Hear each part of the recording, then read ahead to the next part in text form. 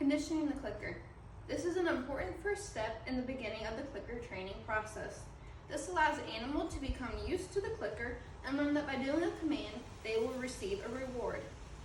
It allows them to see the clicker as a positive reinforcement rather than something to be scared of. I was able to teach my Chihuahua this by simply standing in front of her and clicking the clicker, pausing, and then giving her a treat.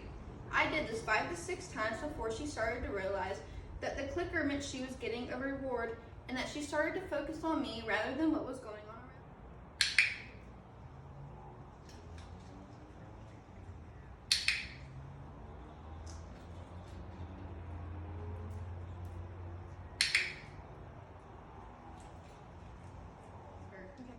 Capturing behavior. Capturing behavior at the right time is an important step when training them using the clicker. For example, when I tell my dog to sit, I want to click the clicker right when she does sit and then reward her with a treat so that she knows that her sitting is the behavior I am wanting. Sit. Okay, targeting. When training targeting, you want clear hand gestures so they know what you are wanting them to do, and to only touch your hand when it is that gesture. You want to try gestures at different levels to start to challenge them more. I taught my Chihuahua this by sticking my hand out, and the moment she touched my hand, I clicked the clicker. And I rewarded her for this behavior. She picked this up very quickly and started to get excited, knowing that a treat was coming.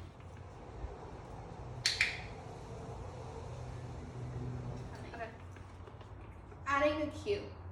Adding a cue is very beneficial to me because my dog goes with me to many competitions and I always travel with her. So this allowed me to give her a command without needing to say it. For example, when telling her to sit, I moved my hand in an upward motion, or to lay down, I snapped and pointed my finger. Sit, lay down, good girl. Okay. Changing the reinforcer. Being able to change the reinforcer provides many benefits. Being out in public places, you might not always get to have treats on you. So rewarding your pet in different ways, like praising or with toys, allows a wider variety of positive reinforcements. I have decided to use praising with her since she doesn't play with many toys and loves to have her back scratched. Teaching her this reinforcement allows me to not always have treats on me, but to still give her a reward when a command is done. Sit, lay down, good girl, good girl. Okay. Extension. This is done by removing the reinforcer or treat until the behavior stops. I used extension by taking the treats away from my dog when she wasn't leaving them alone and trying to get to them when I gave her the command to leave it. Operant conditioning.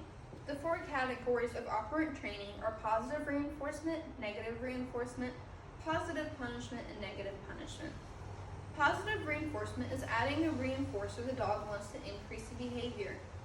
A negative reinforcement is removing that reinforcer to stop the behavior. A positive punishment is adding something adverse to decrease the behavior the animal is doing. And the negative punishment is removing something the animal wants to stop the behavior.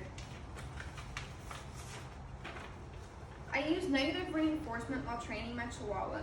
She'd become very hyper while training her, so in order to make this stop, when she became hyper and would run around, I would ignore her and not reward the behavior until she came back and focused on me and redid the command asked. Okay. Generalization. Teaching your dog that a command being taught should be done in many environments and scenarios. In order to do this, I did my training sessions in many different areas like my barn, the garage, the living room, the back porch, and in my bedroom. Come on, beach.